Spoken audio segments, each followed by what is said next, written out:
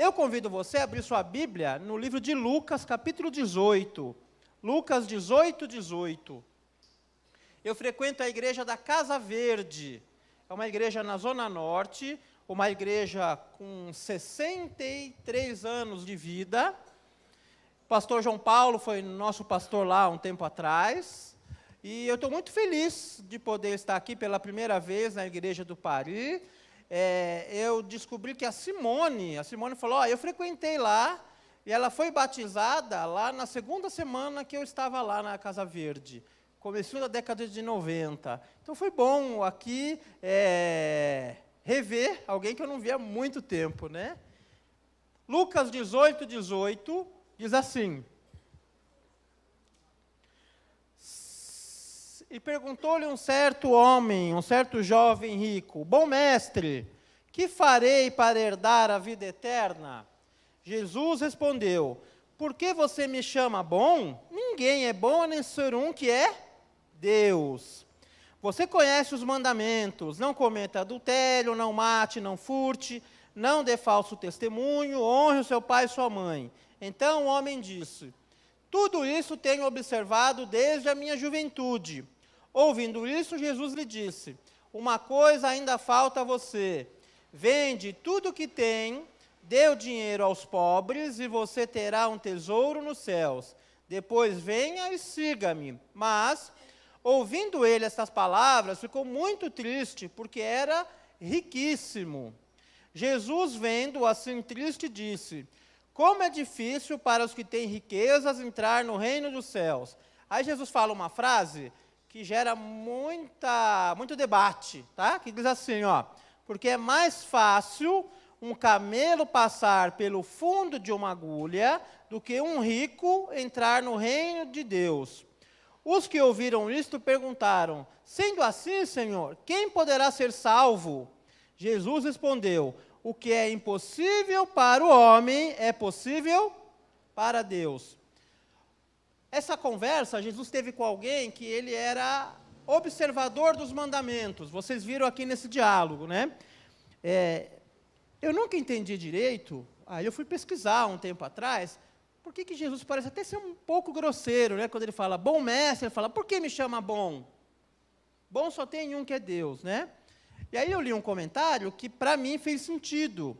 Diz que Jesus, que conhecia o coração das pessoas, sabia que aquele jovem não acreditava que Jesus era Deus.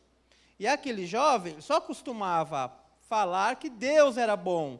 Então, é como se o jovem tivesse chamado Jesus de bom só para bajular Jesus. Mas, na verdade, ele não considerava que Jesus era bom, porque ele não considerava que Jesus era Deus. Então, Jesus já deu um corte nele, assim, você nem acredita que eu sou Deus, como é que você me chama de bom? Continua. E ele faz uma pergunta que, se a gente for observar, é uma pergunta um pouco sem lógica, né? O que eu faço para herdar?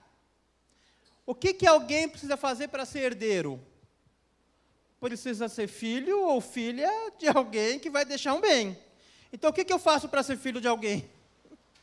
Não tem como, né? Então, ele já fez a pergunta errada. O que eu faço para herdar? É só você nascer filho de alguém. Mas Jesus, que sabia onde aquela conversa ia, fala assim, olha, cumpre os mandamentos. Aí ele fala, então, estou bem. Eu cumpro tudo. Eu faço tudo o que a lei pede. E perceba que os mandamentos aqui citados não citam os 10, eles citam alguns. E quase todos que são citados aqui, é citado daquilo que eu não devo fazer. Então ele fala, eu não furto, eu não minto, eu não adultero. Não faço. Eu não sei se você está acostumado a achar que você é um bom cristão só pelas coisas que você deixa de fazer. E aí Jesus fala assim, olha, para você ser um cristão, não é só deixar de fazer. Ok, a gente tem que deixar de fazer algumas coisas, mas mais do que isso, é o que você faz. Aí Jesus fala, beleza, você está tirando nota 10 naquilo que você não está fazendo, mas a pergunta é, o que você está fazendo? Aí ele fala, então vai lá e vende, e dá seus bens. Ele fala, aí é demais para mim. Ele sai muito triste. Mas a conversa continua, como nós vimos, e eu acho interessante, porque os discípulos viram aquela cena e eles ficaram muito preocupados. Muito preocupados. Porque qual era a imagem que as pessoas tinham na época? Se alguém é rico, esse alguém é abençoado. Sabe? Se eu sou rico, é porque Deus gosta de mim. Aquele homem era rico, e ele era alguém que guardava a lei. Então, qual foi a reação dos discípulos? Se esse homem, que é abençoado, Jesus falou que ele não vai para o céu, imagina eu. Eu não sei se você foi bom aluno, mas imagina que a professora começa a entregar as provas. Eu fui professor durante 10 anos. Professor da rede pública e da rede adventista. Aí eu fiquei muito rico, professor de adventista do Estado, eu fiquei muito rico e falei, vou deixar de ganhar tanto dinheiro. Aí não sou mais professor. Mas eu fui professor durante um tempo, professor de português, que é uma matéria que as pessoas não gostam tanto assim, né? E aí eu lembro, quando eu entregava provas, e as crianças ficavam muito curiosas para saber a nota. Aí eu lembro de uma cena, há muito tempo, eu entreguei a nota para o melhor aluno da classe. Era o melhor aluno, disparado. E o aluno pegou a prova, e coitado, ele ficou triste com a nota que ele tirou e começou a chorar. A classe já entrou em pânico. E qual foi a reação da classe? Se o melhor aluno foi mal, eu então, se ele está chorando, eu vou ficar internado, né? Foi mais ou menos isso que aconteceu aqui com os discípulos. Falaram assim, bom, se o jovem que é rico, que na cabeça deles era alguém muito abençoado, e diz que observa os mandamentos, Jesus falou que é mais fácil um camelo passar por o buraco de uma agulha do que ir para o céu, o que vai ser de nós? Essa expressão, que eu falei que causa alguma discussão, se você pesquisar, você vai ver muitas explicações para o que significa essa expressão, passar por um camelo, passar por um buraco de uma agulha. De tudo que eu li, o consenso entre os estudiosos é que Jesus quis dizer exatamente o que está escrito aqui. Tá? O camelo é um camelo mesmo, a agulha é uma agulha mesmo. Tá? Ele quis dizer da dificuldade ou da quase impossibilidade de alguém ser salvo sendo rico. Tá? Então ele quis dizer isso, não é uma metáfora, não, ele quis dizer, é quase tão impossível quanto um camelo passar pelo buraco de uma agulha. Esse texto é um texto que me chama a atenção, mas eu gosto também porque ele antecede um texto muito conhecido, de um personagem muito conhecido nosso, e eu vou pedir para você abrir sua Bíblia, só virar uma página, aí em Lucas 19, tá? Lucas 19. A história de Zaqueu. A história de Zaqueu.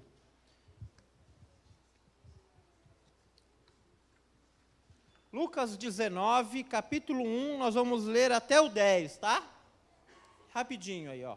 Lucas 19, de 1 a 10.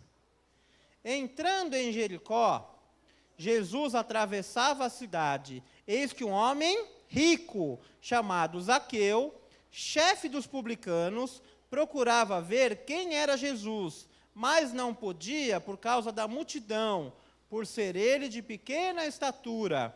Então, correndo adiante, subiu num sicômoro a fim de ver Jesus, porque ele havia de passar por ali. Quando Jesus chegou àquele lugar, olhando para cima, disse, Zaqueu, desça depressa, porque hoje preciso ficar na sua casa. Zaqueu desceu depressa e o recebeu com alegria. Todos os que viram isto murmuravam, dizendo que Jesus tinha se hospedado com um homem pecador. Zaqueu, por sua vez, se levantou e disse ao Senhor, Senhor, vou dar a metade dos meus bens aos pobres, e se roubei alguma coisa de alguém, vou restituir 4 vezes mais. Então Jesus lhe disse, hoje houve salvação nessa casa, pois também este é filho de Abraão, porque o Filho do Homem veio buscar e salvar o perdido. Eu estou na igreja há 32 anos, mais velha que a maioria de vocês aqui presente, né?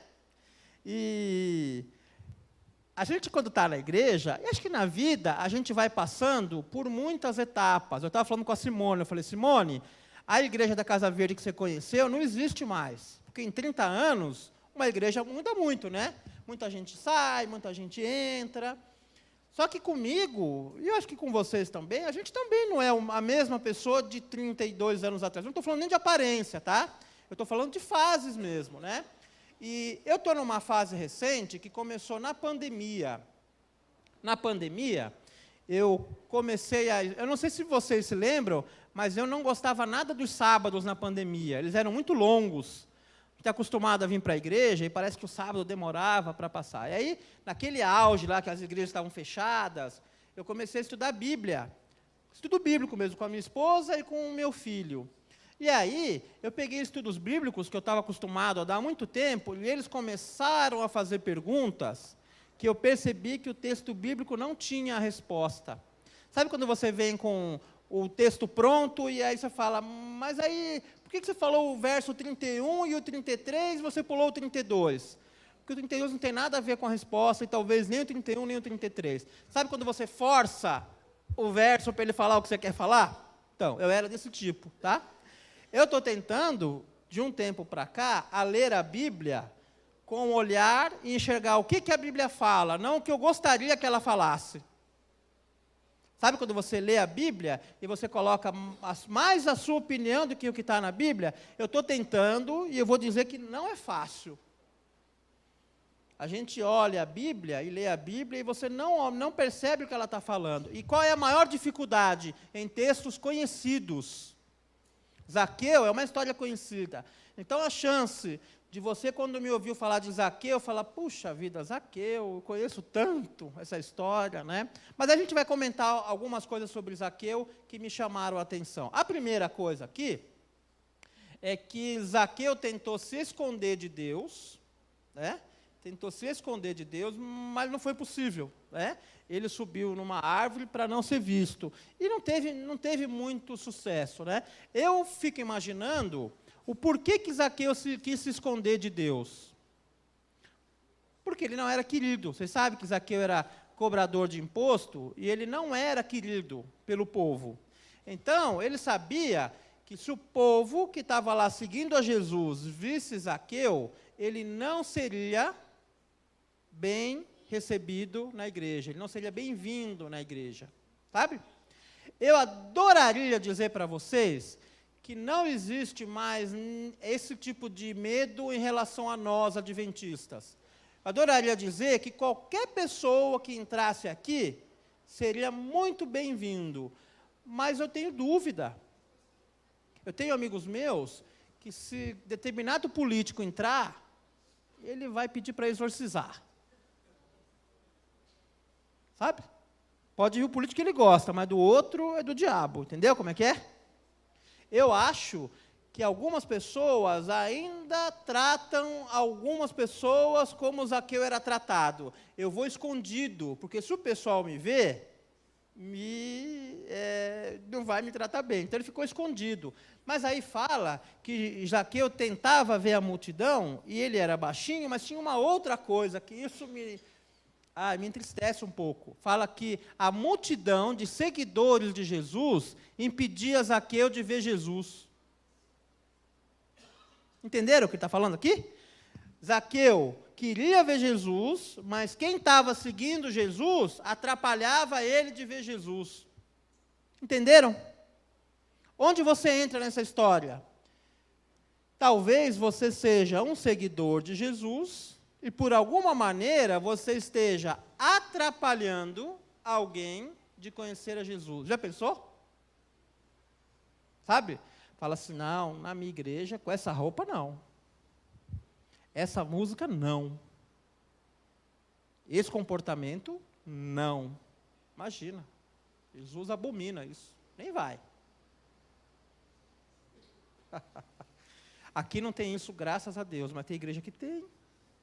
Tem igreja em que as pessoas foram votadas, não sei por quê, como fiscais do céu. Então elas chegam assim e falam, você vai para o céu, você não. Você entra e você não.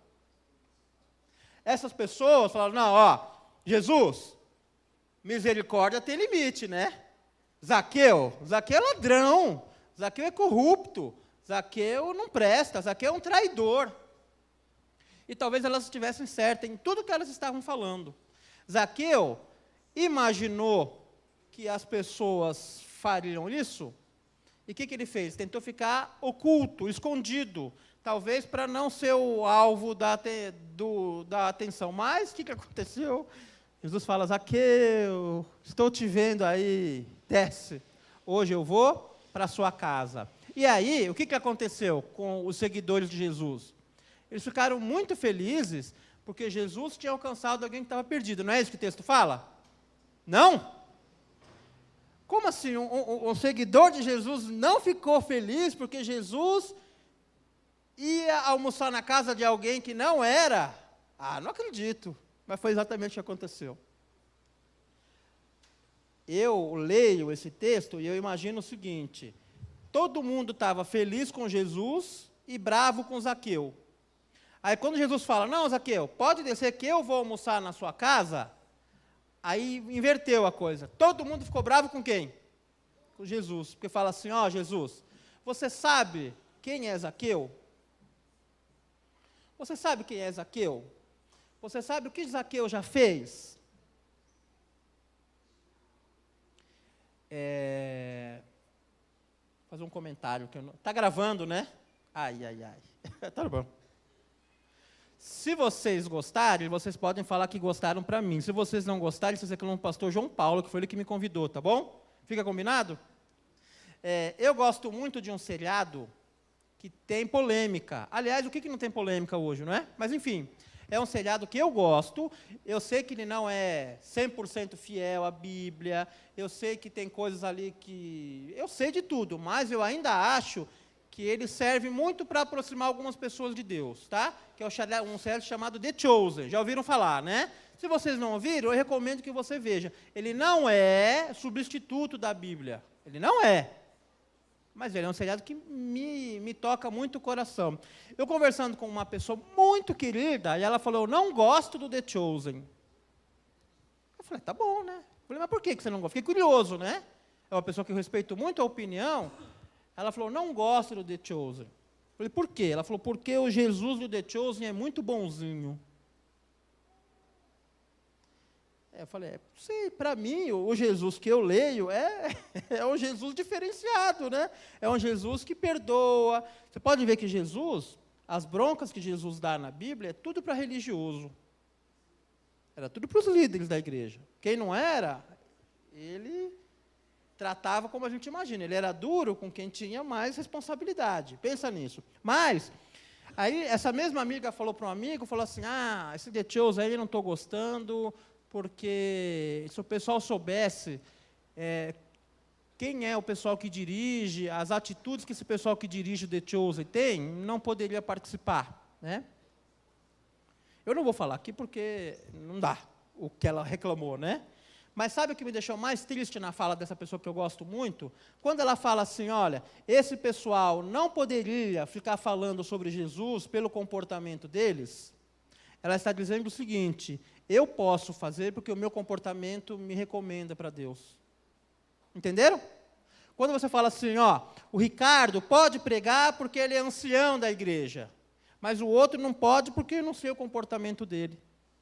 Eu estou pregando aqui pela única e exclusiva misericórdia de Deus. O que me recomenda a pregar aqui chama-se perdão de Deus. Não é o quanto que eu já li, não é porque eu sou bonzinho. Se você acha que eu sou bonzinho, pergunta para minha esposa. Ela vai confirmar, tá? Ela vai confirmar. Vocês entendem? Então, qual era a expectativa de quem estava seguindo Zaqueu? Zaqueu não merece a atenção de Jesus.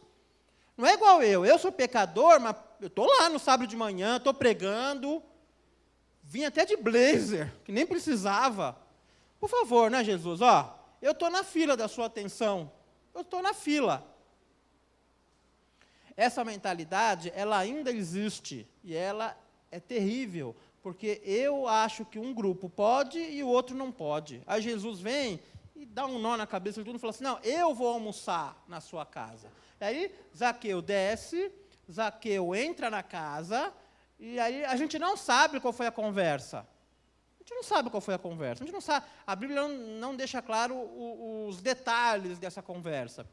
Mas acontece que foi uma conversa muito boa, porque Zaqueu, quando saiu, ele saiu mudado. Ele falou, vou dar para os pobres, e vou com juros e correções, e vou devolver mais do que eu precisava devolver. Não é assim que a Bíblia fala? E a Bíblia fala uma coisa que eu acho muito interessante aqui nessa parte, que fala assim, no verso 9. Então Jesus lhe disse, hoje houve salvação nesta casa, pois também este é filho de Abraão, porque o Filho do Homem veio buscar e salvar o perdido. Eu gosto muito desse verso aqui, porque a gente enfatiza muito, e tem que enfatizar, que Jesus veio salvar o ser humano. Isso é ótimo. Mas eu acho tão bacana essa parte que fala assim, que Jesus veio salvar, mas ele veio o quê? Buscar. Entendeu? Não é que só veio salvar, salvei e agora você se vira. Ele falou, não, eu salvo e eu busco.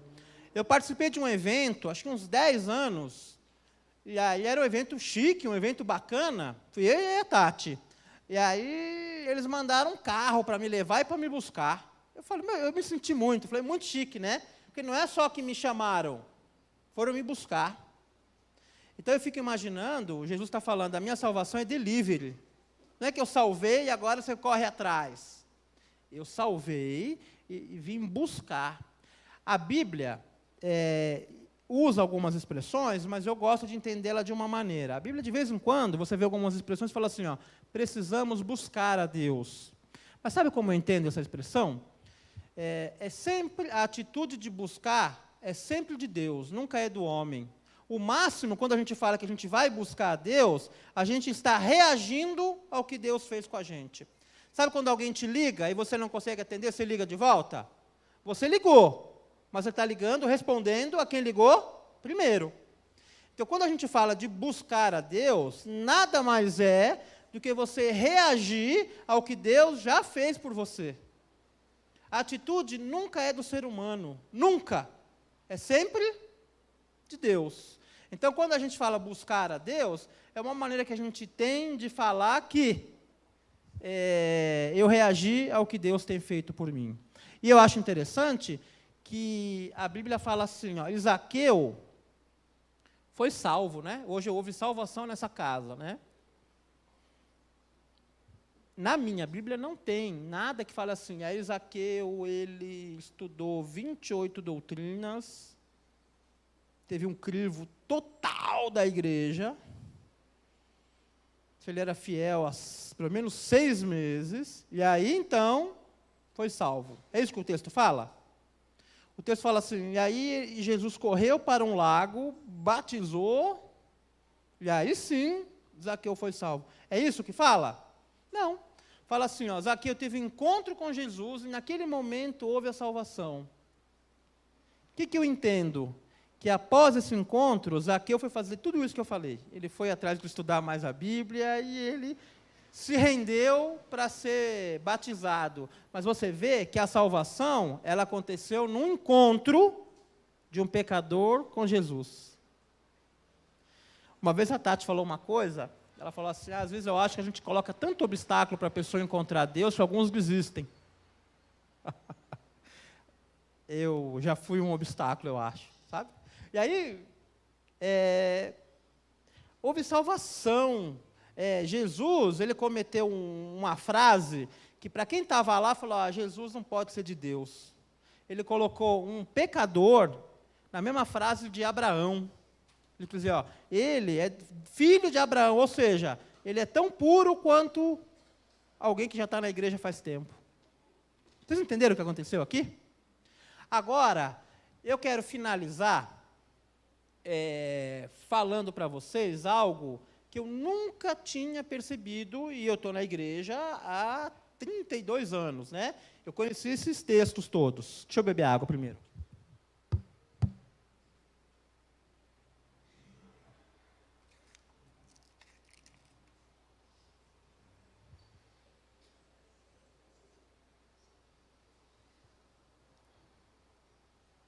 A Bíblia fala, nessa história, que Zaqueu era cobrador de imposto, que ele era baixinho, e fala mais outra característica, ele era o quê? O que ele era? Que fala aqui? Rico. Ele era ladrão, e a riqueza dele é porque ele era ladrão, mas ele era rico. Tá? Ele ficou rico, tá bom? Aí a gente estuda aqui o Zaqueu, e aí o Zaqueu, que era rico, teve um encontro com Jesus, e o que Jesus falou? Zaqueu encontrou a salvação. Zaqueu está salvo. Sabe a primeira história que a gente leu? A gente leu a história de Lucas 18, falando de um jovem rico. E aí Jesus fala assim, olha, é muito difícil um rico ir para o céu. É muito difícil um rico ser salvo. Aí Jesus já fala aquela frase que eu falei, é mais fácil um camelo passar pelo buraco de uma agulha do que o rico entrar no reino dos céus. Isso em Lucas 18. O que aconteceu na história de Zaqueu em Lucas 19, na sequência? O que aconteceu? O que aconteceu com Zaqueu? Foi salvo. Sabe o que aconteceu aqui? O camelo passou pelo buraco de uma agulha. No capítulo 18, os discípulos, quem estava perto de Jesus, ficou muito triste, porque falou assim, é impossível um rico entrar no reino de Deus. Eles saíram arrasados. Se o rico não vai entrar, quem vai entrar? Passa um pouco, no capítulo 19, quer dizer, Jesus nem criou tanto suspense, já no capítulo seguinte, ele faz um rico entrar no reino dos céus, ou seja, um camelo passar por debaixo, pelo buraco de uma agulha. E tem uma frase que Jesus falou, quando ele falou lá do buraco, da agulha, que ele fala assim, ó, Lucas 18, 27. Mas Jesus respondeu, o que é impossível para o ser humano, é possível para Deus. Entenderam? O que aconteceu aqui? Lucas registra no capítulo 18, os seguidores de Jesus tendo uma imagem de que tinha uma coisa impossível para Deus, que era um rico ser salvo. Eles terminaram o capítulo com isso na cabeça. No capítulo 19, Jesus fala, olha, mas o que é impossível para o homem, é possível para Deus. Eu não sei o que você tem deixado de orar, porque você já perdeu a fé de que Deus um dia vai responder a sua oração. Eu me peguei esses dias adiando uma oração, porque eu não tinha coragem de pedir para Deus alguma coisa que eu achava impossível. Eu não sei se você, ao olhar para você fala assim, o meu temperamento é terrível, eu sou difícil demais de conviver. Eu dou trabalho na família, na igreja, tudo. Serviço, eu sou aquela pessoa que, quando eu chego, eu percebo que as pessoas não gostam, porque eu sou um encrenqueiro, eu que fico reclamando, e eu atormento a direção da igreja, reclame aqui, tem uma foto minha, tanto que eu reclamo lá. Se você acha que esse seu temperamento, que tem criado muita dificuldade, talvez, nos seus relacionamentos, se você acha que esse temperamento é impossível de ser transformado, qual é a mensagem que Deus tem para você hoje? O que é impossível para o homem, é possível para Deus. Eu não sei se você tem deixado de orar por uma cura de alguém, porque talvez o diagnóstico seja de 99% de chance de dar errado. O que a palavra de Deus diz? Que é impossível para o homem, é possível para Deus. Eu não sei se você tem um Zaqueu na história da sua vida, aquela pessoa que você olha e você fala assim, esse não tem mais esperança de ser salvo. Você já foi adventista, já foi batista, já conheceu a mensagem, esse não tem mais jeito. Esse é impossível.